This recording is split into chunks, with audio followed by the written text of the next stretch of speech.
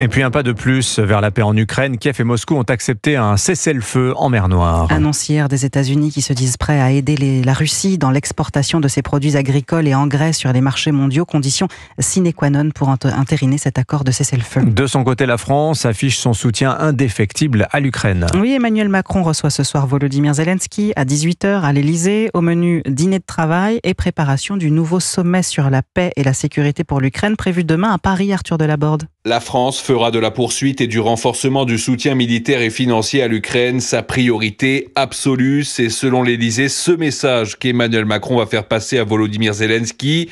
Au cœur des discussions, 4 chapitres à l'ordre du jour du sommet réunissant demain les dirigeants de 31 pays.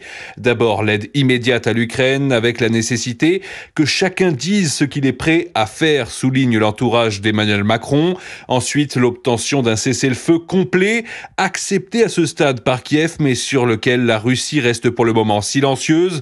Troisième point, l'aide à l'armée ukrainienne dans la durée pour qu'elle reste la première ligne de défense européenne, précise un conseiller du chef de l'État.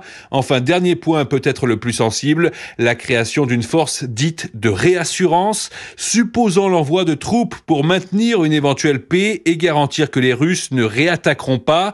La France et le Royaume-Uni sont à l'initiative sur le dossier. Reste maintenant à fixer les contours et les modalités opérationnelles. Arthur Delaborde.